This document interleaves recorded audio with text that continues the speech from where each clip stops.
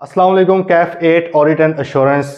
आज इंशाल्लाह हम लोगों का लेक्चर नंबर 15 है। चैप्टर 3 आप लोगों को पता है कि हम पढ़ रहे हैं। होपफुली अभी तक आपने पिछले लेक्चर्स भी तमाम सुन लिए होंगे और स्पेशली चैप्टर 3 के आपने 2 लेक्चर तो लाजमी सुन लिए होंगे, क्योंकि देखें ये प्लानिंग का फेज चल रहा है तो ये चीज़ें तब तक समझ नहीं आएंगी अगर हम इनको लिंक करके नहीं चलेंगे, साथ साथ इनको हम लेकर नहीं चलेंगे। तो प्लीज़ काइंडली कोई भी आपने लेक्चर मिस नहीं करना। जो कल हमारी बात हुई है वो उसके ऊपर हमने थोड़ी प्लानिंग पे भी बात कर ली है कि जो स्ट्रेटजी आपकी ऑडिट स्ट्रेटजी होगी उसके कंटेंट्स क्या होंगे, थोड़ा सा ऑडिट प्लान के ऊपर भी ब्रीफली बताया गया है, उसको भी हमने देखा है।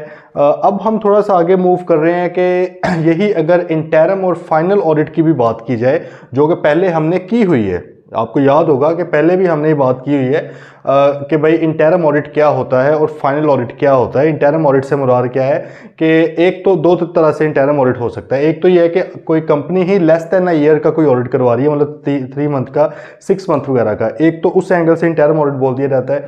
सेकेंडली ये होता है कि जी क्योंकि ऑडिटर एजीएम जब वो अपॉइंट होता है उस एजीएम से नेक्स्ट एजीएम के एंड तक का ऑडिटर होता है, तो मतलब पूरे टाइम पीरियड का ही वो ऑडिटर है, तो वो जब भी चाहे ऑडिट प्रोसीजर परफॉर्म कर सकता है जो उसको सूटेबल लगते हैं। तो ये कहता है कि यार फाइनल ऑडिट के टाइम पे जो मैंने इतनी मेहनत करनी है उसमें से कुछ काम मैं पहले कर लूँ, तो इस वो इंटरम ऑडिट के टाइम पे कर लेता है। ठीक है जी, तो ये कुछ मामला थे जो हमने थोड़े से डिस्कस किए हुए हैं। आज प्लानिंग के लेवल पर भी इनको दोबारा से हम टच करते हैं जी। आपका जो है इंटरम और फाइनल ऑडिट क्या है, बुक साथ साथ लेकर चल रही है, लाजमी खोलें जी फिर बुक। इसमें वो कह रहा है जी कि आमतौर पर जो बड़े बड़े ऑडिट्स होते हैं उनको 2 हिस्सों में डिवाइड कर दिया जाता है। रीज़न इसकी जो है आप लोगों को ऑलरेडी इसका आइडिया भी है, बाकी फिर भी इन्होंने थोड़े से की बेनिफिट्स बता दिए हैं आपको। बेनिफिट्स यही है कि भाई फ्लेक्सिबल रिसोर्स प्लानिंग होती है। फ्लेक्सिबल से मुराद क्या है कि हमें पता है कि इंटरम के टाइम पे भी हम कुछ कंट्रोल टेस्टिंग वगैरह कर लेते हैं, कुछ प्रीलिमिनरी ऑडिट प्रोसीजर्स परफॉर्म कर लेते हैं, थोड़े बहुत एनालिटिकल प्रोसीजर्स परफॉर्म कर लेते हैं ताकि हमें कोई ना कोई आइडिया हो जाए। ठीक है, हमें क्लाइंट के बारे में आइडिया हो रहा है, बजाय इसके कि हम फाइनल लेवल पर अचानक ही जाएं और शुरू से बेसिक अंडरस्टैंडिंग लें क्लाइंट की, तो बेहतर नहीं है कि भाई कुछ अंडरस्टैंडिंग हम पहले भी ले लें। तो इसलिए इंटरम ऑडिट के टाइम पर भी स्टाफ को भेज दिया जाता है। वहां पर जो स्टाफ भेजा जाता है इंटरम ऑडिट के टाइम पे वो क्वांटिटी में, मतलब तादाद के हिसाब से, स्ट्रेंथ के हिसाब से वो कम होता है, लेकिन एक्सपर्टीज के हिसाब से वो आपके मेन रिसोर्स होते हैं। ठीक है, आप आमतौर पर वहां पर भेजते हैं जो ज़्यादा एक्सपर्ट लोग या जो ज़्यादा सीनियर लेवल के लोग हों, क्योंकि उन्होंने चुनिंदा कुछ मतलब सिलेक्टिव से काम करने होते हैं। सिलेक्टिव काम करने के लिए प्रोफेशनल जजमेंट बहुत ज़रूरी है, और प्रोफेशनल जजमेंट ऑब्वियसली उसी बंदे की होगी जिसने काम किया हुआ है, जिसने ज़्यादा काम किया हुआ है। जितना ज़्यादा एक्सपीरियंस बंदा होता है उतनी बेहतर उसकी प्रोफेशनल जजमेंट होती है। ठीक है जी, तो एक तो रिसोर्स प्लानिंग में हेल्प हो जाती है आपकी, कुछ काम आप पहले कर लेते हैं फाइनल ऑडिट के टाइम पे, क्योंकि आपका बिजी सीजन होता है, बहुत से ऑडिट्स आए होते हैं। आपको पता ही ना कि 30 जून फॉर एग्जांपल अगर फाइनेंशियल ईयर एंड 30 जून है, जो कि पाकिस्तान में तकरीबन 90-95% कंपनीज का यही ईयर एंड है। ठीक है, अब उस वक्त ऑडिट स्टार्ट हो जाते हैं सारे, आपकी ऑडिट फर्म है, आपके पास और भी बहुत से क्लाइंट्स होंगे। ठीक है, अब वही बात है कि हमने लास्ट लेक्चर में भी जिसको डिस्कस किया था कि आमतौर पे जनरली 28 अक्टूबर तक आपने अपनी एजीएम फाइल करनी होती है, जिससे 21 दिन पहले आपने एजीएम को नोटिस देना होता है, जिसके साथ फाइनेंशियल स्टेटमेंट्स भी आपने भेजनी होती है। तो मतलब 7 अक्टूबर तक आमतौर पर डेडलाइन होती है ऑडिट रिपोर्ट देने की भी। ठीक है, ये मतलब ऑडिटर की तरफ, ऑडिटर के ऊपर डेडलाइन नहीं है, ऑडिटर तो जब चाहे दे। जाहिर है जब ऑडिट प्रोसीजर पूरे होंगे, जब सफिशिएंट अप्रोप्रिएट ऑडिट एविडेंस मिलेगा उस वक्त ही रिपोर्ट देनी है ना। लेकिन क्लाइंट की तरफ से ये ऑब्वियसली प्रेशर होता है कि सर आप काइंडली जल्दी स्टार्ट करें ताकि आप अपना सफिशिएंट अप्रोप्रिएट ऑडिट एविडेंस भी लें और हमें रिपोर्ट भी 7 अक्टूबर से पहले पहले दे दें। ठीक है, तो इस तरह से भी थोड़ा सा प्रेशर भी आ जाता है। तो भाई उस वक्त तो बहुत सारा बिजी सीजन हमारा चल रहा होता है, बहुत से क्लाइंट्स चल रहे होते हैं, तो बजाय इसके कि हम सारे का सारा काम वहाँ पे करें ड्यूरिंग द ईयर, जब ऑडिट स्टाफ थोड़ा फ्री बैठा होता है, वेला बैठा होता है, तब भी उस वक्त उनसे कोई ना कोई काम हमें ले लेना चाहिए। ठीक है जी, तो ये था कुछ। फिर earlier identification of significant matters, जब आप इंटरम के टाइम पे जाते हैं बड़े अहम मामला उस वक्त भी आपकी नज़र में आ जाते हैं। आपको पहले पता चल जाता है कि यार इस क्लाइंट के अंदर ये कुछ चीज़ें अहम हैं, इनके ऊपर मुझे ज़्यादा फोकस करना पड़ेगा, तो ऑब्वियसली ये भी आपकी हेल्प हो जाती है, बाद में आप उनके ऊपर ज़्यादा एफर्ट करते हैं। देन देखें, जब भी आपने ऑडिट का सोचना है, हमेशा एक चीज़ आपने कभी भी माइंड से नहीं निकालनी, वो ये है कि we do not provide absolute assurance, हम परफेक्ट एश्योरेंस नहीं प्रोवाइड करें। We provide only reasonable assurance, जो कि हाई लेवल तो है लेकिन रीजनेबल है। मतलब है कि सैंपल बेसिस पे काम होगा। अब सैंपल बेसिस पे हम काम करते ही इस तरह के भाई हमने रिस्क बेस्ड अप्रोच पे चलना होता है, जहां पर ज्यादा रिस्क है ज्यादा काम, कम रिस्क है कम काम। तो भाईजान ये रिस्क देखने के लिए या सिग्निफिकेंट मैटर्स को देखने के लिए बेहतर नहीं है कि अगर पहली टीम पहुंच जाए वहां पे। ठीक ठीक है जी, ये बेनिफिट है। Then shareholders and other users receive audited accounts earlier, ये तो जनरल सी बात है कि उन्हें ऑडिटेड अकाउंट जल्दी मिल जाते हैं क्योंकि हमने काफ़ी काम पहले भी कर लिया होता है। अदरवाइज अगर ये बड़ी बड़ी कंपनीज हैं, आपकी यूनिलीवर वगैरह है, एंग्रो है, ये इतनी बड़ी माशाल्लाह कंपनीज है कि अगर आप इनका सिर्फ फाइनल टाइम पे चले जाएं तो 2-2.5-3 महीने के अंदर ऑडिट होने वाला नहीं है इनका। अच्छा भला काम है, तो वो तो फिर उनकी डेडलाइन सी मीट नहीं होंगी, ठीक है। और शेयर होल्डर्स भी बेचारे वेट करते रहेंगे। इंक्रीज्ड ऑडिट एफिशिएंसी, एफिशिएंसी का मतलब आप लोगों को पता ही होगा, जो तो मेरे स्टूडेंट हैं उनको अक्सर पहले मैंने इस पर डिस्कशन की है कि इकोनॉमी और बल्कि इफेक्टिवनेस और एफिशिएंसी जो दो चीज़ें होती हैं, वैसे हम 3 E's बोलते हैं, इकोनॉमी, इफेक्टिवनेस एंड एफिशिएंसी, लेकिन यहाँ पे चलो 2 की को डिस्कस कर लेते हैं। इफेक्टिवनेस का मतलब क्या होता है? सही तरह काम करना, बस, ठीक है। एफिशिएंसी का काम मतलब होता है कि काम सही भी करना और जल्दी भी करना, कम रिसोर्सेज में भी काम करना, ठीक है। तो ऑब्वियसली जब आपका इंटरम ऑडिट पहले हो जाए तो फाइनल ऑडिट की एफिशिएंसी क्या होती है भाई? इंक्रीज हो जाती है, क्योंकि अब कम रिसोर्सेज के साथ भी जल्दी जल्दी काम हो जाएगा। काफी चीजें तो पहले ही आपने कवर कर ली हुई हैं। आगे बात समझ, तो ये कुछ फायदे हैं उसके। अब नीचे उन्होंने कहा जी आइजा 330 ऑल्सो स्टेट्स, आइजा 330 के साथ लिख लें ऑडिट रिस्क। ये ऑडिट रिस्क का स्टैंडर्ड है जो आप इसी चैप्टर में आगे जाके पढ़ेंगे। उसके अंदर भी इस हवाले से एक बात लिखी हुई है। क्या बात लिखी हुई है? वो यहाँ पर ही आपको बताना चाह रहा है। उसने कहा कि higher the risk of material misstatement, जिस भी अकाउंट हेड में जितना ज्यादा रिस्क ऑफ मटेरियल मिसस्टेटमेंट है, अगेन आप लोगों को पता है कि रिस्क और एक्चुअल चीज में फर्क है। रिस्क का मतलब क्या है? एक्सपेक्ट कर रहे हैं कि यार इसमें गलती होगी, लाजमी नहीं है कि गलती हो, लेकिन हमने क्योंकि रिस्क के बेस पर ही काम करना होता है, तो वो कह रहा है कि भाई जितना ज्यादा रिस्क ऑफ मटेरियल मिसस्टेटमेंट होगा, the more likely it is that the auditor may decide it is more effective to perform substantive procedures nearer to or at the period end rather than at an earlier date। हाँ देखें, नहीं बात समझे आप। उसने कहा कि किसी अकाउंट हेड में, किसी एंट्री में जितना ज्यादा रिस्क ऑफ मटेरियल मिसस्टेटमेंट होगा, हम उतना ही उसको पीरियड एंड पे जाके उसके ऊपर प्रोसीजर परफॉर्म करेंगे। क्यों? देखें, अगर मैं ये कहूँ कि भाई मुझे रिसीवेबल ओवरस्टेटेड लग रहे हैं, ओवरस्टेटेड से मुराद क्या? बढ़ा चढ़ा के इन्होंने लिखे हुए हैं। Risk of material miss statement है कि इन्होंने गलत लिखे हुए हैं, गलत मिस स्टेट किया हुआ है इसको, ठीक है। मेरा ये रिस्क है। अब अगर मैं उसके ऊपर सारे प्रोसीजर्स परफॉर्म कर लूँ इंटरम लेवल पे, मतलब अभी ऑडिट फाइनेंशियल ईयर एंड खत्म भी नहीं हुआ, फाइनेंशियल ईयर एंड आया भी नहीं है, 30 जून आया भी नहीं है, मैं जनवरी में जाके सारे प्रोसीजर परफॉर्म कर लूँ, तो भाई उससे मुझे क्लोजिंग बैलेंस के ऊपर, बैलेंस शीट में तो आपको पता है ना रिसीवेबल का क्या होता है? क्लोजिंग बैलेंस होता है ना, फॉर द ईयर बैलेंस तो नहीं होता, होता है क्लोजिंग बैलेंस एज एट 30 जून, ठीक है। तो भाई 30 जून के ऊपर जो बैलेंस बन चुका होगा उसके ऊपर मुझे क्या एविडेंस मिलेगा कि ये बैलेंस ठीक भी है नहीं ठीक? ऑब्वियसली नहीं पता होगा ना उसका। क्यों? क्योंकि मैंने जो चीज़ें चेक की हैं वो तो मैंने इंटरम ऑडिट पे कर ली, ड्यूरिंग दी ये चीज़ें कर ली हैं। बात आ रही कोई पल्ले पैरी है कि नहीं? कि वो ये कह रहा है कि भाई जिस चीज में रिस्क ऑफ मटेरियल मिसस्टेटमेंट ज्यादा है, ऑडिटर बाय डिफॉल्ट प्रोफेशनली क्या करता है? फाइनेंशियल ईयर एंड जब होने लगता है ना, उस वक्त उसके ऊपर या उसके बाद जाके प्रोसीजर्स परफॉर्म करता है, इंटरम पे नहीं करता। क्यों? इंटरम पे कर लिए, क्लाइंट को पता लग गया यार इसने इस पे प्रोसीजर कर लिया, अब तो नहीं इसने इसको छेड़ना। क्लाइंट उसके बाद उसके अंदर जो 2 नंबरियां करेगा, एंट्रीज करता रहेगा फेक। सेल्स का आमतौर पे क्या होता है जी? सेल्स अगर आपको उसकी बेस पर बोनस मिलना है तो डायरेक्टर्स वगैरह के हाथ में जाहिर है सारी चीज़ें। डायरेक्टर्स कहते हैं जी अच्छा 25-26 जून को जाके, 30 जून ईयर एंड है, वो कहे 25-26 जून को जाके ना यार सेल्स डालते जाओ इसके अंदर। सेल डल गई है, अब उन्हें पता है कि ऑडिट होना है 30 जून तक का, 1 जुलाई का तो नहीं ना ऑडिट होना है। Financial year and for the year, profit and loss में ये लिखा जाता है ना स्टेटमेंट ऑफ कम्प्रिहेंसिव इनकम में, फॉर द ईयर एंडेड। वो ये कहते हैं यार चलो अभी सेल बढ़ा दो, सेल ओवरस्टेट कर दी है, 30 जून की बेस पर प्रॉफिट निकला, अच्छा खासा प्रॉफिट निकल आया, कंपनी से उन्होंने बोनस लिया, शेयर होल्डर से प्रूव करवाया, देखें सर आपने इतनी सेल करवाई है वगैरह वगैरह। जैसे 2, 4, 5 जुलाई ये सेल रिटर्न की एंट्रियां करने लगे। अब ये जो सेल रिटर्न की एंट्रियां हुई ये तो अगले साल जाके पकड़ी जाएंगी ना। पकड़ी भी क्या जानी, उन्होंने कहा भाई सेल रिटर्न होगी, आप चेक कर लें वाकई हुई है। बात आ रही है आपको समझ? इसका मतलब है कि अक्सर जो खराबियां पैदा की जाती हैं वो फाइनेंशियल ईयर एंड के पास जाके की जाती हैं। एक तो जानबूझ के, सेकेंडली ये होता है कि पूरा साल, हमारी भी एक आदत है ना कि यार एंड पे जाके देखेंगे, एंड पे जाके देखेंगे, तो एंड पे जाके देखने के लिए फिर वो क्या करते हैं, पूरे साल की एंट्रीज, अकाउंटिंग एंट्रीज नहीं की होती टाइम के ऊपर, वो फिर एंड पे जाके वो करते हैं। कई बार उसमें गलतियां भी हो जाती हैं जल्दी के चक्कर में। इसलिए वो कहता है कि भाई जहां पर रिस्क ऑफ मटेरियल मिसस्टेटमेंट ज्यादा है ना, जिस एरिया के अंदर, किसी भी एरिया के अंदर हो सकता है, स्टॉक में हो सकता है, पीपी में हो सकता है, बैंक में हो सकता है, ये हर क्लाइंट टू क्लाइंट वेरी करती है ना चीज़। आपने जो पहले रिस्क असेसमेंट करनी है, ये जो हम सारी प्लानिंग कर रहे हैं, उस वक्त आपको पता लग जाएगा यार कौन कौन से एरियाज रिस्की हैं।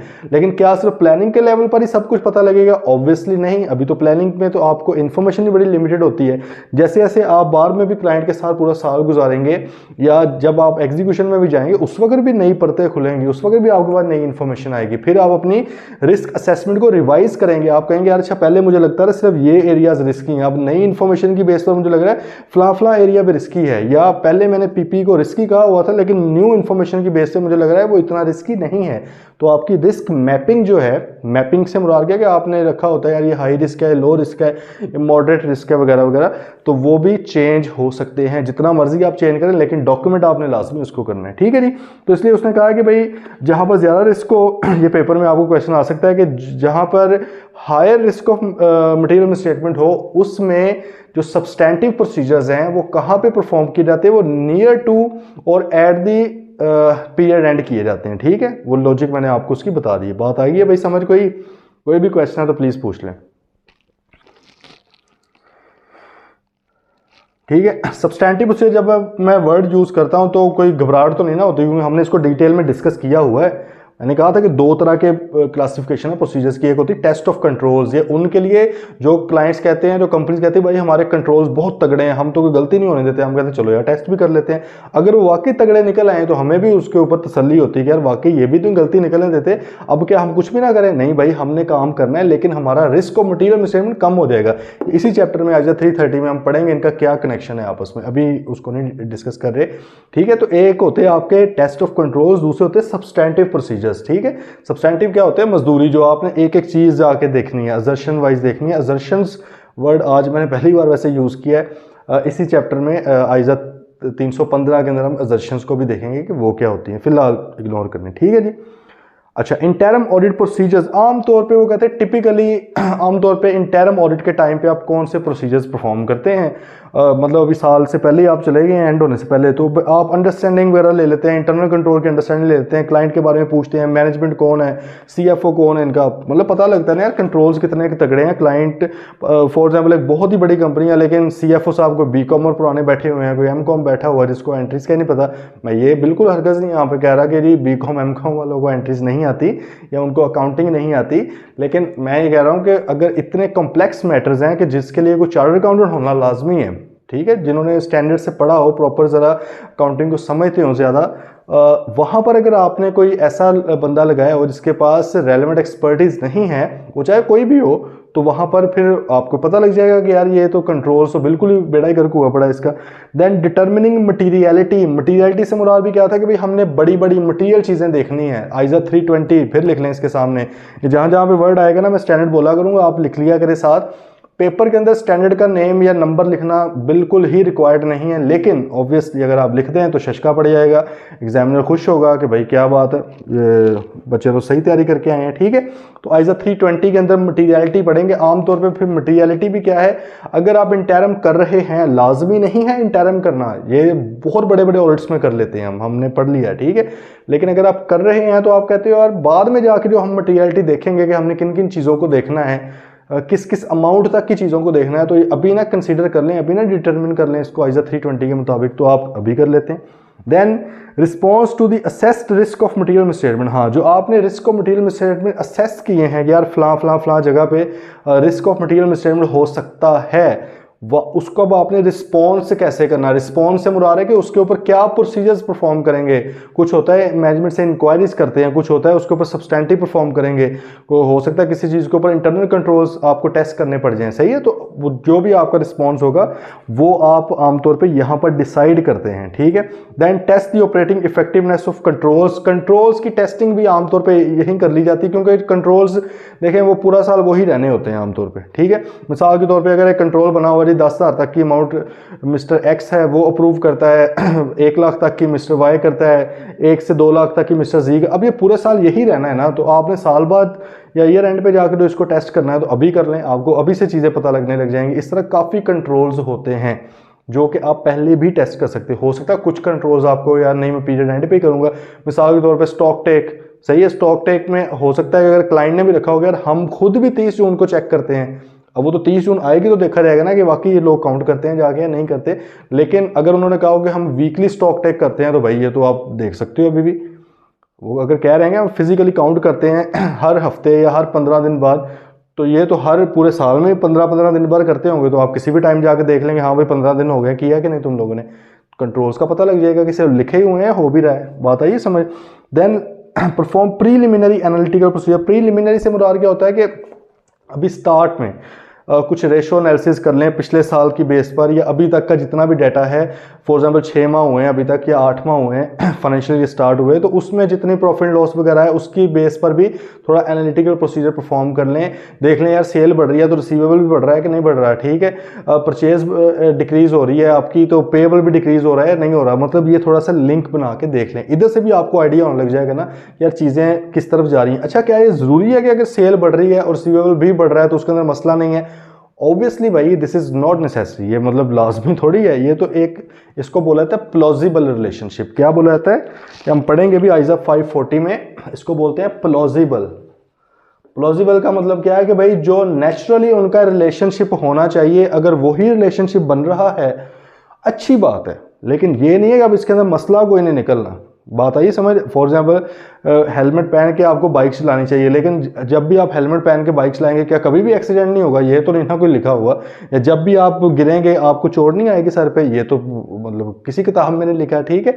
लेकिन ऑब्वियसली नेचुरली यही है ना कि एक बंदे ने हेलमेट नहीं पहना और एक ने पहना हुआ है, तो हम अगर कहें यार चोट ज़्यादा किसको लगेगी, तो हम क्या बोलेंगे जिस बंदे ने हेलमेट नहीं पहना हो। इसी तरह ये है कि प्लॉजिबल रिलेशनशिप जरूर है कि भाई सेल इंक्रीज होने से रिसीवेबल इंक्रीज होने चाहिए, लेकिन इसका ये हरगिज मतलब नहीं है कि भाई अगर ये दोनों इंक्रीज हो गए तो अब इनमें मसला नहीं है, मसला स्टिल एग्जिस्ट कर सकता है, ठीक है। और कई बार ये भी होगा कि सेल इंक्रीज होने से रिसीवेबल इंक्रीज होना चाहिए था, रिसीवेबल डिक्रीज हो गया। अब अपेरेंटली प्रीमा फेशी क्या लग रहा है कि भाई इनके अंदर मसला है, लेकिन हो सकता है कि जब प्रोसीजर परफॉर्म किए गए हैं, अंदर गए हैं, घुसे हैं, तो कोई मसला नहीं निकला, ठीक है जी।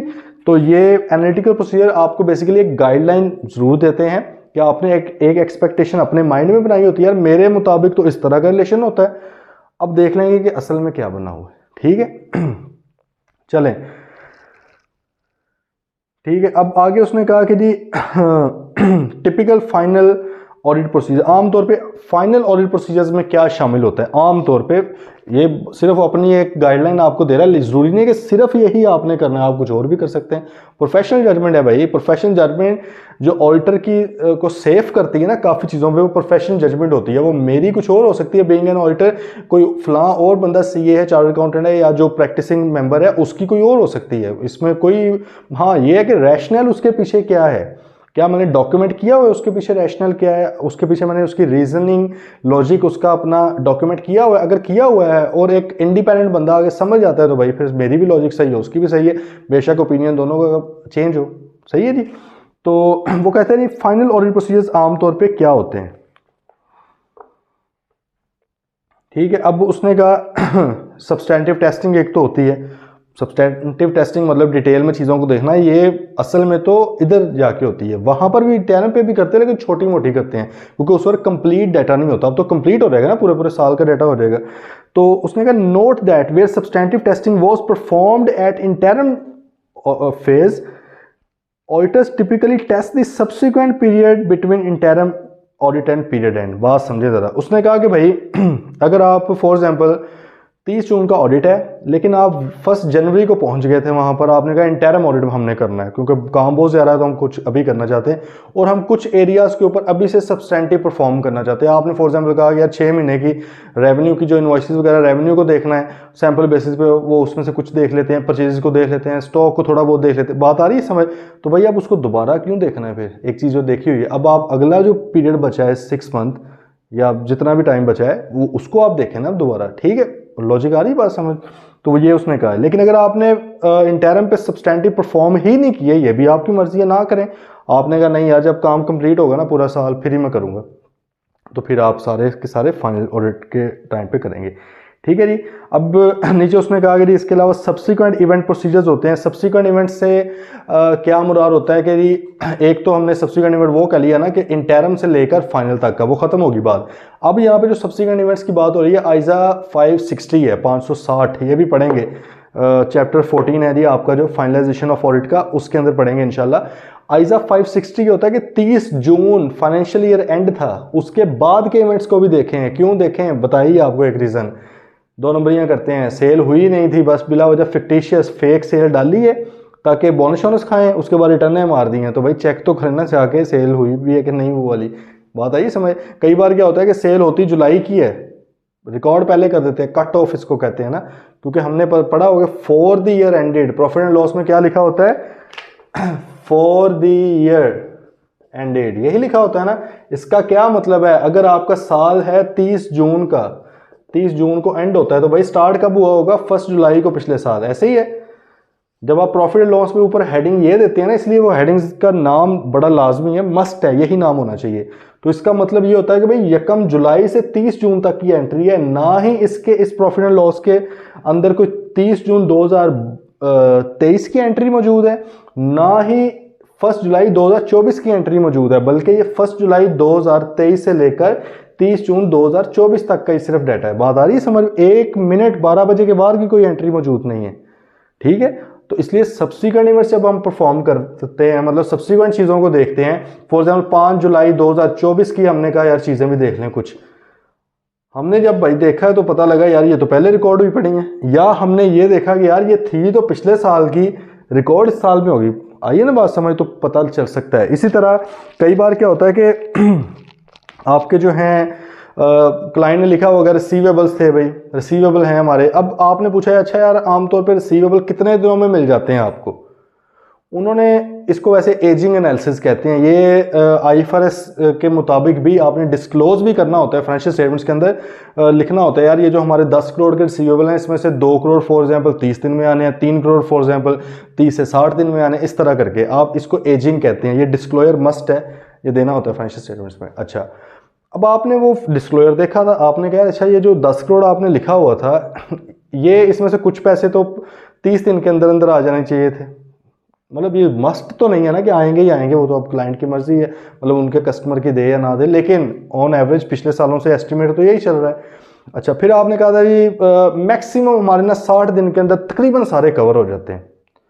अब आप बैठे हुए हैं वहाँ पे, सितंबर भी आ गया क्योंकि अक्टूबर तक है ना आपका, 7 अक्टूबर तक आपने आमतौर पे करना होता है। लोग आमतौर पे ना 2-3 अक्टूबर तक रिपोर्ट इशू करते हैं, मतलब तब तक आपने एविडेंस लेते ही रहना है, लेते ही रहना है। अब आपने उन्हें कहना यार जुलाई पूरा गया, 1 महीना, अगस्त पूरा चला गया, सितंबर भी पूरा चला गया, 90 दिन हो गए हैं आपकी फाइनेंशियल स्टेटमेंट्स के मुताबिक तो 100% पैसे मिल जाने चाहिए थे। लेकिन चलो मैं आपको एक बेनिफिट ऑफ डाउट दे देता हूँ, 100% ना भी मिले, 10 करोड़ में से कुछ 7-8 करोड़ तो मिल ही जाना चाहिए ना अब तक। भाई आपने तो वैसे कहा हुआ है कि 60 दिन में मिल जाते हैं, मैं चलो कहता हूँ यार 90 दिन आपको दिए, और 90 दिन में भी मैं पूरे नहीं आपसे कह रहा कि मुझे पूरे चेक करवाएं, मैं आपको ये कह रहा हूँ कि 10 करोड़ में से कुछ 7-8 करोड़ रुपया तो मिल चुका होगा ना आपको, दिखा रहे जरा बैंक स्टेटमेंट के अंदर मिलेंगे। इसको कहते हैं सब्सिक्वेंट इवेंट टेस्टिंग। इससे क्या फ़ायदा होगा, ये वैसे पढ़ेंगे आगे आइज़ा 560 में, खुल के पढ़ेंगे इंशाल्लाह।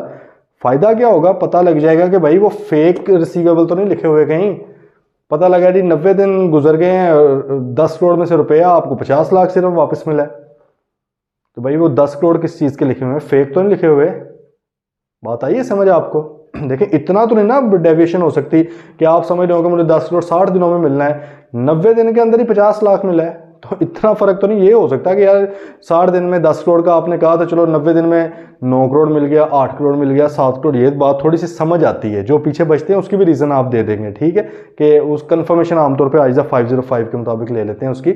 लेकिन अगर मिले ही बहुत कम है तो शक तो पड़ता है ना बॉस, ठीक है। इस तरह खैर और भी बहुत सी चीज़ें हैं, क्योंकि आपने फाइनेंशियल स्टेटमेंट्स के अंदर एक तो एस्टिमेट्स बहुत दिए होते हैं ना, प्रोविजंस दी होती हैं बहुत ज़्यादा। अब प्रोविजन होती है फ्यूचर के बारे में, ठीक है, फ्यूचर तो आ गया, अब ऑडिट तो फ्यूचर में हो रहा है ना, हिस्टोरिकल डाटा का 30 जून तक का डाटा था जिसका ऑडिट 30 जून पे बैठ के देखा रहा है, तो हो रहा है फ्यूचर में, मतलब अगस्त में, सितंबर में जाके। तो इसका मतलब आपने जो 30 जून तक जो जो सच झूठ बोला है फाइनेंशियल अंदर, उसमें से यार बहुत सारी चीज़ें तो अब एक्चुअल में वाकई हो जानी चाहिए ना। तो ऑडिटर के पास इससे बेहतर एविडेंस क्या है कि भाई एक्चुअल में चीज़ें होती हुई देख ले कि जो आपने 30 जून तक लिखा हुआ था क्या वो वाकई एक्चुअल में हो रही हैं या नहीं हो रही। बात आइए समझ, ठीक है। ये खैर फाइनल ऑडिट के टाइम पे ये चीज़ें होती हैं। Going concern procedures, going concern पे हल्की सी बात वैसे हुई है मेरे ख्याल में हमारी, आइजा 570 570, ये भी चैप्टर 14 के अंदर इंशाल्लाह पढ़ेंगे। गोइंग कंसर्न क्या होता है, आप लोगों का जो अकाउंटिंग स्टैंडर्ड्स है IAS 1 जो है प्रेजेंटेशन ऑफ फाइनेंशियल स्टेटमेंट, पता है ना प्रेजेंटेशन ऑफ फाइनेंशियल स्टेटमेंट्स का, फाइनेंशियल स्टेटमेंट्स को प्रेजेंट कैसे करना, बनाना किस तरह है, वही तो बताता है कि आपकी 5 तरह की फाइनेंशियल स्टेटमेंट्स है, statement of financial position, statement of comprehensive income, statement of cash flow, statement of changes in equity and notes वगैरह और कंपैरेटिव, वही बताता है ना।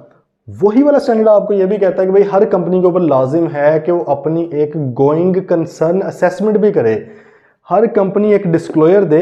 लिस्टेड कंपनीज की आप लोगों ने कर ली हुई है डाउनलोड, फाइनेंशियल स्टेटमेंट किए डाउनलोड, भाई अगर नहीं किए प्लीज़ वो कर लें, वो इंशाल्लाह कर लेंगे जब आप असल में चीज़ें देखें। अगर मेरे पे रहोगे ना मैं करके दूंगा, मैं लिटरली ऐसी हरकतों को डिस्करेज करता हूँ। आप लकीर के फ़कीर नहीं है, अब आप माशाल्लाह तो इतने बड़े हो गए हैं खुद से, ज़रा मैं अब गाइड ऑब्वियसली कर रहा हूँ आपको, या तो ना गाइड ना किया हो, गूगल करें सिंपल psx.com करें, स्टॉक एक्सचेंज आ जाएगी, वहाँ पे कोई भी बड़ी कंपनी का आप उठा लें, फाइनेंशियल स्टेटमेंट्स उठाएं, लेटेस्ट जो एनुअल रिपोर्ट लिखा होगा, एनुअल रिपोर्ट पूरी की पूरी, उसके अंदर फाइनेंशियल स्टेटमेंट्स भी होंगी, फाइनेंशियल स्टेटमेंट लाजमी डाउनलोड करें, देखें उसको, ठीक है।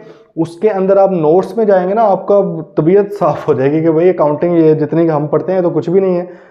खैर इंशाल्लाह जब आप सारी पढ़ जाएंगे आगे जाके फाइनल में भी, तो फिर आपको सारी भी समझ आने लग जाएगी, लेकिन अभी सारी समझना उसको ज़रूरी नहीं है, फाइनेंशियल स्टेटमेंट्स को, एनुअल रिपोर्ट्स को, लेकिन जितना मैं बता रहा हूँ वो आपको पता लग जाएगा। उधर जाएंगे आप, नोट्स के अंदर नोट्स होते हैं, पॉलिसी नोट्स, हमारी क्या क्या पॉलिसीज हम किस तरह करेंगे, स्ट्रेट लाइन पे डेप्रिसिएशन करेंगे या रिड्यूसिंग पे करेंगे, ठीक है, कॉस्ट के ऊपर चीज़ रखनी है या फिर वैल्यू के ऊपर रखनी है, पता ही ना थोड़ा बहुत तो आपको।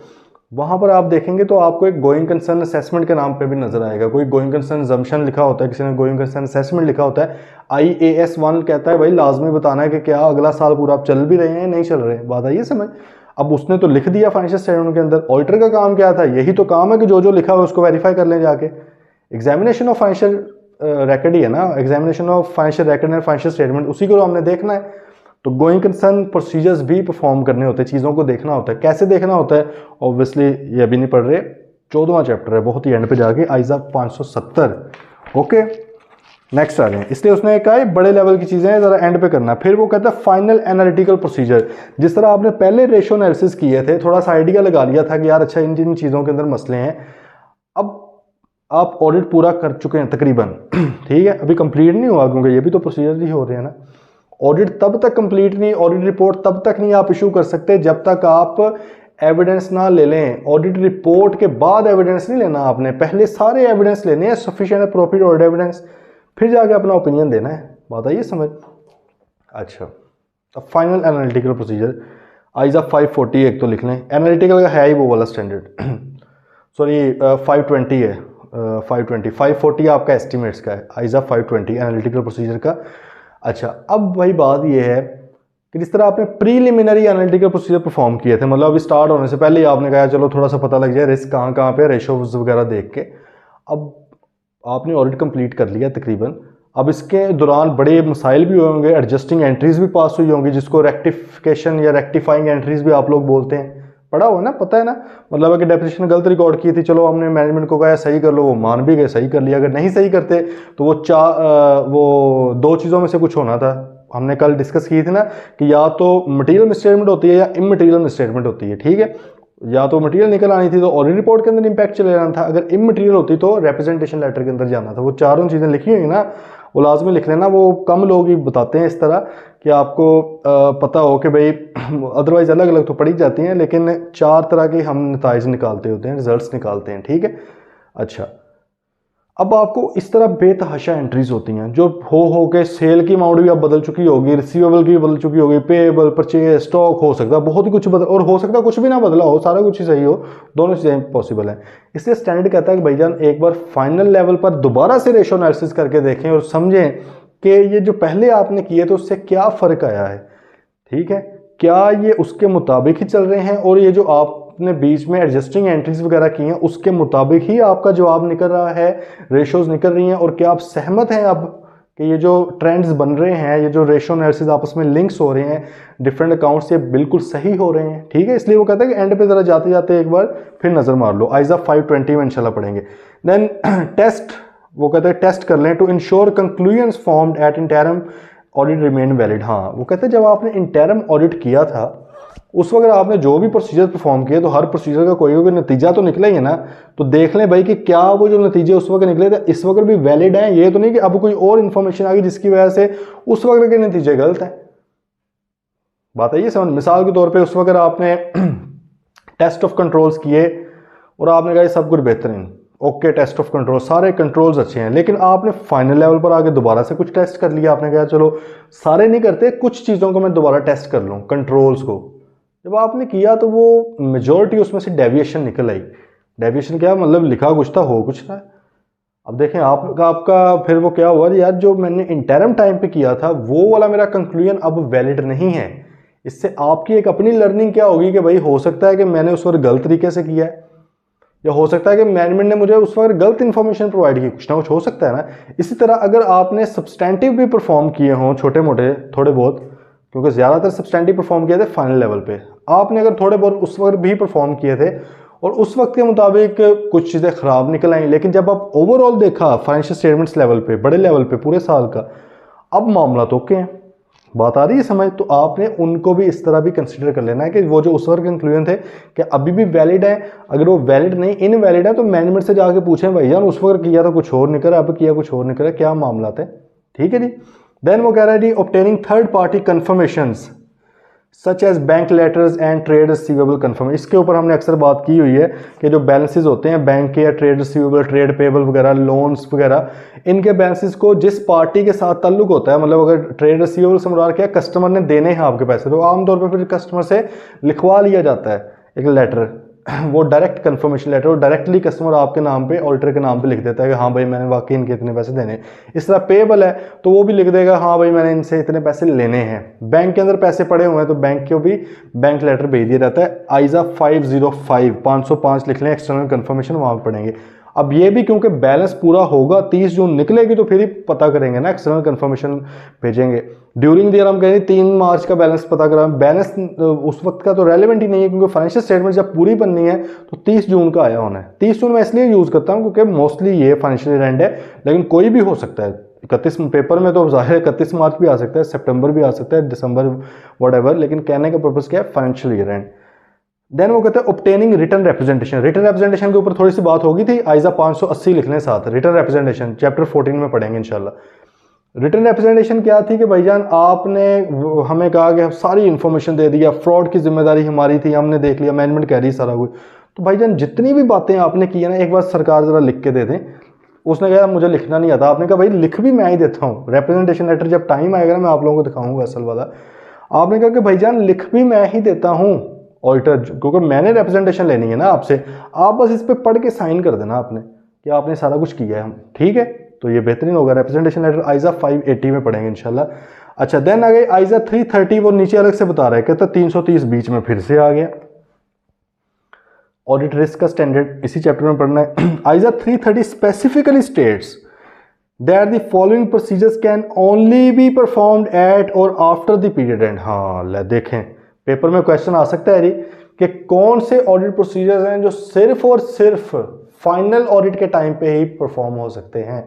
देखिए ऊपर वाले भी वो बता रहे हैं, लेकिन वो वहां पे क्या करें, टिपिकली, आमतौर पे, जनरली, कन्वेंशनली या टिपिकली जो ऑडिटर है आमतौर पे ये वाले प्रोसीजर परफॉर्म करता है, जिसकी हमने लॉजिक भी डिस्कस कर ली है कि भाई क्यों करता है, लेकिन लाजमी नहीं है कि उसने उसी वक्त करना, पहले भी कर सकता है। लेकिन नीचे वो 3 चीज़ें वो कह रहा है कि भाईजान ये 3 चीज़ें आपने हर सूरत फाइनल ऑडिट के टाइम पे ही करनी है, और लॉजिक भी उसके डिस्कस कर लेंगे। एक तो रटा मारने का सीधा तरीका ना भाई उन्हें कह देता है, लेकिन इस तरह नहीं, इंशाल्लाह हम इसको लॉजिक के साथ करेंगे।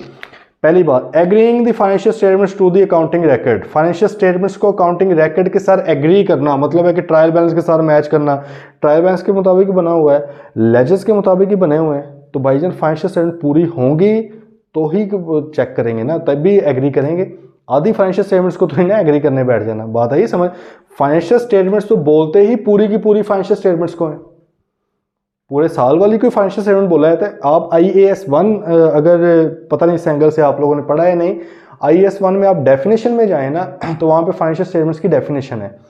वहाँ पर वो कहता है कि जी कंपनी ने के ऊपर लाजमी है कि वो 1 साल की फाइनेंशियल स्टेटमेंट्स बनाए, अनलेस कोई रीज़न हो। रीज़न यही हो सकती है कि अभी बनी पहले साल थी, ये पहला साल था, कंपनी बनी है फॉर एग्जाम्पल 5 मार्च को, और उसने ईयर एंड अपना चूज़ कर लिया है 30 जून का। ईयर एंड आप अपनी मर्जी से चूज़ कर सकते हो ना, टैक्स पर्पज़ वगैरह के लिए भी। अब उसने 30 जून का कर लिया, तो भाई चली ही 3 महीने, साल की कैसे बना लें, वो तो एक अलग बात है ना, एक अलग स्नैरियो है। बात आ रही है समझ? या कंपनी का लास्ट ईयर था, वाइंडिंग अप होगी, पढ़ा हो ना कैप 7 में, या पढ़ लेंगे लास्ट चैप्टर उसका, वाइंडिंग अप हो गई है। तो अब वाइंडिंग अप ही होगी, 30 जून तक रही ही नहीं है, तो कैसे साल पूरे के बनाए, वो एक अलग रीज़न है। अदर देन दैट 1 साल की फाइनेंशियल स्टेटमेंट्स आपने बनानी होती हैं, ठीक है। तो भाई उसने कहा जब फाइनेंशियल स्टेटमेंट्स को आपने एग्री करना है, मतलब ज़रा कोरोबोरेट, बल्कि इसके साथ वर्ड आप लिखें कोरोबोरेट। मैंने आपको लिखवाया था ना एक बार वर्ड, याद है? कोरोबोरेट, दोबारा से लिख दूं? एग्रीइंग का मतलब असल में वही वर्ड होता है, वो उन्होंने आसान सा कह के लिख दिया, लेकिन आप अगर पेपर में ये लिखेंगे ना, यकीन करें मज़ा आ जाएगा एग्जामिनर को। Corroborate, corroborating the financial statements with accounting record. Accounting record के साथ आपने देख लेना है उसके साथ मुताबिकत रख रहा है या नहीं रख रहा। ओके, देन दूसरे नंबर पे, मतलब ये वो कहता है इंटरम पे नहीं करना, फाइनल पे करना है आपने। आइजा 330 आपको ये कह रहा है, रिस्क का स्टैंडर्ड कहता है, रिस्क है कि भाई एंड पे जाके मामला कहीं ख़राब ना हो जाए, इसलिए लाजमी एग्री करे। देन वो कहता है examining adjustment made during the course of preparing the financial statements. कितनी लॉजिकल सी बात है। उसने कहा कि भाई जब फाइनेंशियल स्टेटमेंट जब फाइनलाइज हो रही थी तो उसके दौरान जो एडजस्टमेंट्स की गई हैं, डेप्रिसिएशन गलत थी उसको सही किया गया है, प्रोविजंस वगैरह डाली गई हैं, तो भाई ये इंटरम लेवल पे तो नहीं ना डली होंगी। अगर आप इंटरम लेवल की फाइनेंशियल स्टेटमेंट्स को एग्जामिन कर लें, उधर तक की एडजस्टमेंट्स को एग्जामिन कर लें, तो जो बाद में हुई है 30 जून तक, उनको कौन करेगा? इसलिए उसने कहा भाई तसल्ली रखो, पहले भी करनी है तो कर लो, लेकिन वो कोई मसला नहीं, फाइनल लेवल पे लाजमी करनी है, ठीक है। जब साल पूरा होगा तो पूरे साल में जो एडजस्टिंग एंट्रीज हुई होंगी प्लस जो ऑडिटर ने खुद प्रपोज की होंगी, ऑडिटर का खुद एडजस्टिंग एंट्री का तो मतलब समझ आ रही है ना, रेक्टिफाइंग एंट्री, मतलब कि जो मामला सही करने के लिए की। ये यहाँ पे एक बात बताएं, मैं आपसे सवाल पूछता हूँ, ये गौर से सुनना है पहले क्वेश्चन। ऑडिटर जो है वो एडजस्टिंग एंट्री पास करता है, पास का पता ना, एंट्री कर देना अकाउंट्स में जाके। ऑडिटर एडजस्टिंग जर्नल एंट्री पास करता है या प्रपोज करता है, तजवीज देता है? जवाब दें इसका।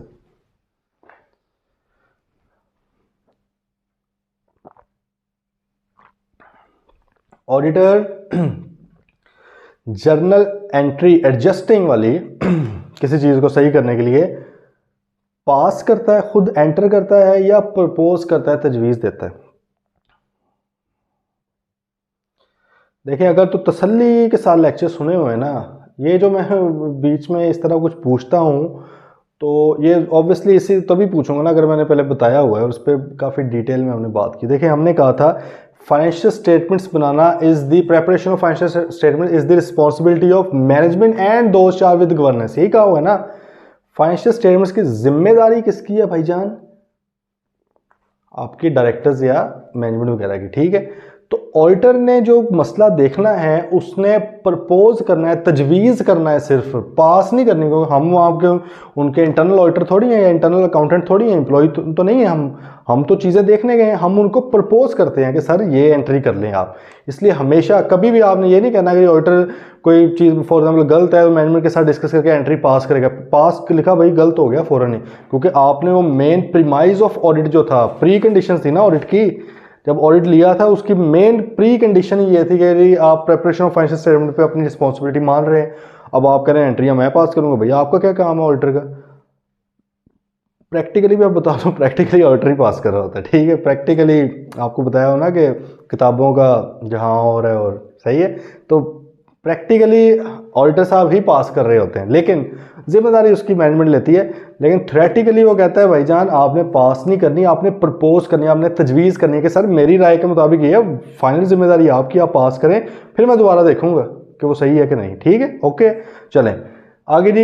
एंड प्रोसीजर, इसलिए उसने कहा कि एडजस्टमेंट्स भी उनको भी आपने एग्जामिन करना है, साल के एंड पे ही करना है ताकि पूरे साल के एडजस्टमेंट्स इकट्ठी सामने आ जाए। Then procedures to respond to a risk एक ऐसे रिस्क को रिस्पॉन्ड करना है, उस पर प्रोसीजर परफॉर्म करने। At the period end the entity may have entered into improper sales contract और transactions may not have been finalised.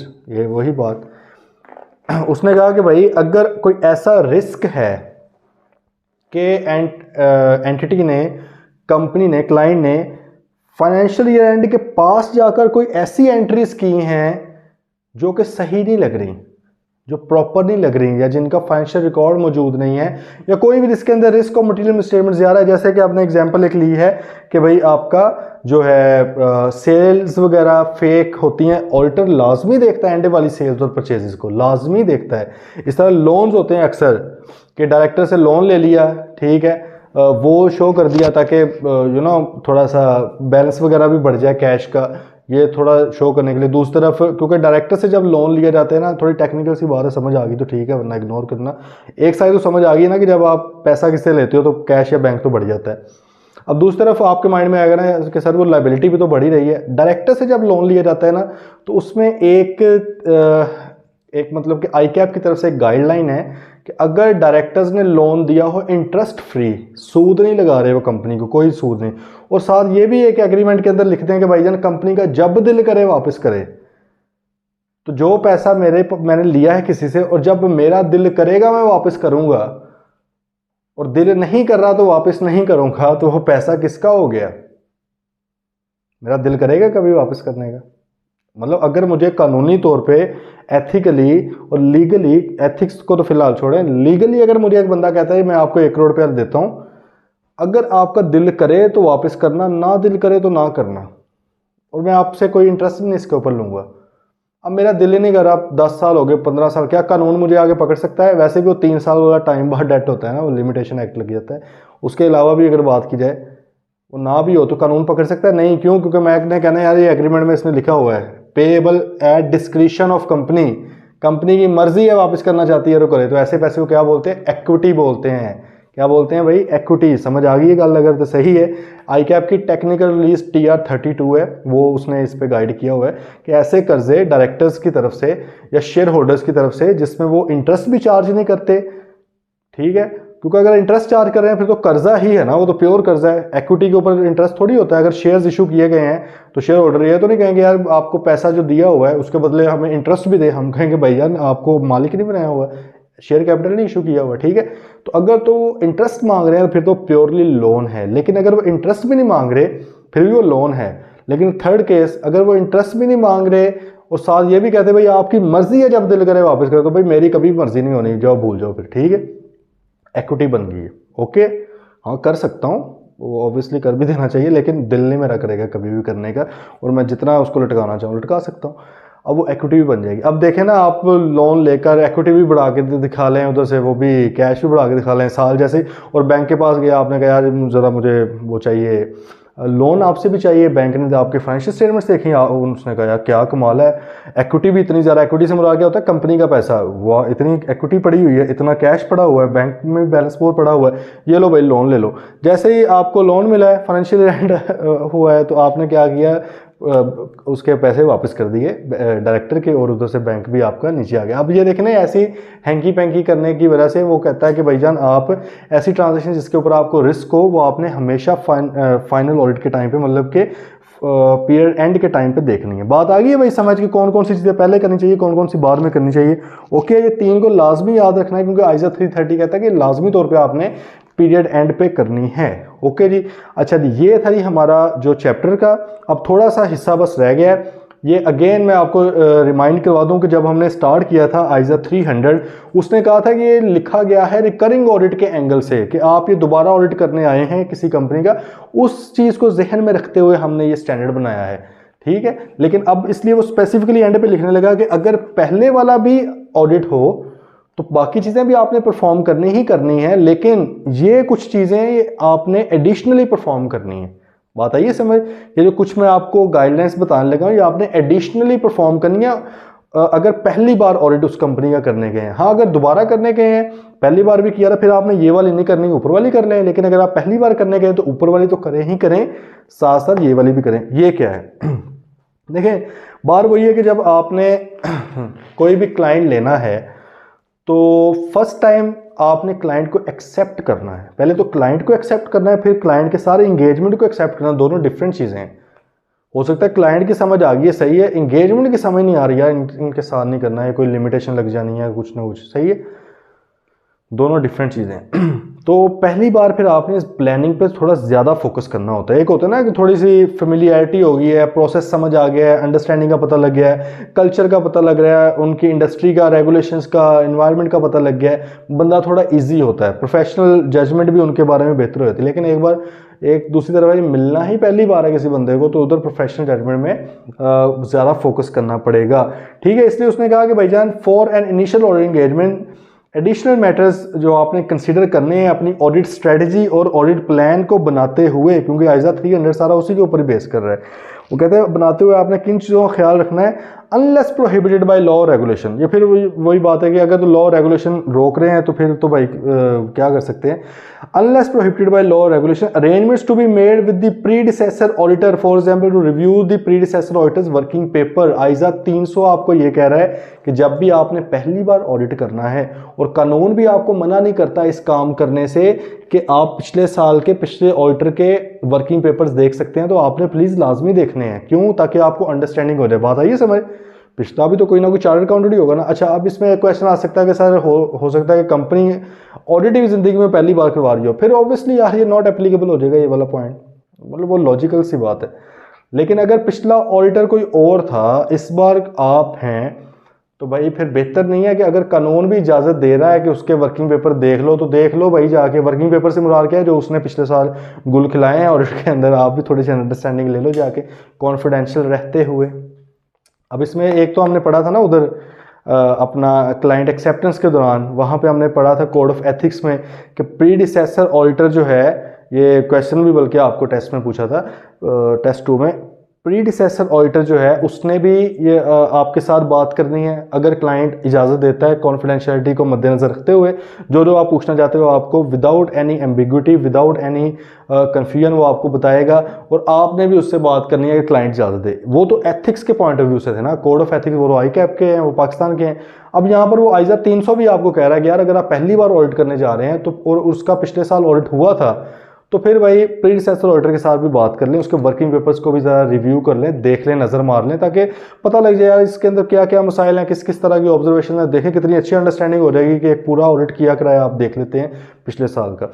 अच्छा, अब ये नहीं करना जो मोस्टली लोग करते हैं यार, जो पिछले साल हुआ था वही इस बार भी कर दो, ठीक है, ये हरकतें नहीं करनी। पिछले वाले बंदे ने अपनी प्रोफेशनल जजमेंट के मुताबिक, अपने रिस्क असेसमेंट के मुताबिक किया, हो सकता है आपका सारा कुछ डिफरेंट हो, आप उससे आइडिया लें, अंडरस्टैंडिंग लें, लेकिन ये भी तब अगर आपको कानून अलाउ करता है।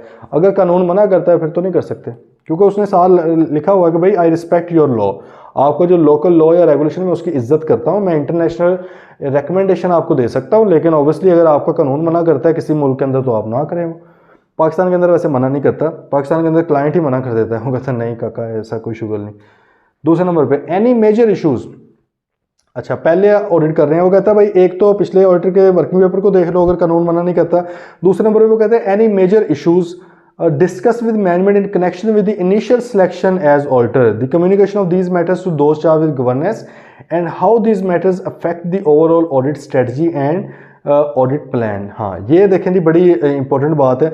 उसने कहा कि अगर आपको जब ऑडिटर रखा गया था और उस वक्त मैनेजमेंट ने अगर किसी भी तरह का कोई भी इशू डिस्कस किया है कि यार पहले कोई और ऑडिटर था, फॉर एग्जांपल उनके पास इतना एक्सपीरियंस नहीं था, असल में हमारी अब नए नए स्टैंडर्ड्स भी एप्लीकेबल हो गए हैं, IFRS 9 आ गया है, फाइनेंशियल इंस्ट्रूमेंट वगैरह, लीज आ गई है, हमारे लीज के ऊपर बहुत से एसेट्स हैं, तो हमें लगता है कि शायद उनके पास रेलेवेंट एक्सपर्टीज इतनी नहीं थी।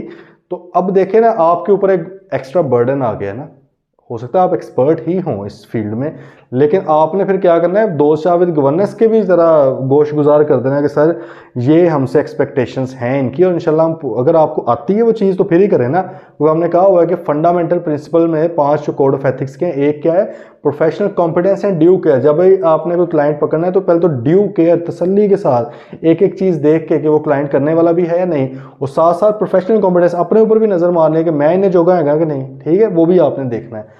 तो यहाँ पे वो यही कह रहा है कि भाई अगर कोई किसी भी तरह की एग्जांपल उसने बस दी है, इसके अलावा भी मेजर इश्यूज हो सकते हैं। मिसाल के तौर पे वो कहता है कि यार हमारी कोई फॉरेन सब्सिडरी अफगानिस्तान के अंदर भी है, ठीक है, उस अफ़गानिस्तान के अंदर भी हमारी कोई सब्सिडरी है और वो मेजर उधर बिजनेस है। अब अगर अफ़गानिस्तान के हालात खुदा न खास्ता बुरे हैं, वहाँ पे कुछ इस तरह का सिस्टम चल रहा है, तो हो सकता है कि आप कहें कि यार सर मैं तो मैनेजमेंट के साथ डिस्कस कर लूँ या दोस्त जावेद गवर्नेंस के साथ डिस्कस कर लूँ कि सर वो आपने कहा था उसमें फिर कोई हमारे लिए कोई प्रोटोकॉल्स वगैरह बनाए जहाँ ताकि हम वहाँ पे जाके कर सकें या उधर का कोई बंदा हमें इंगेज कर सके।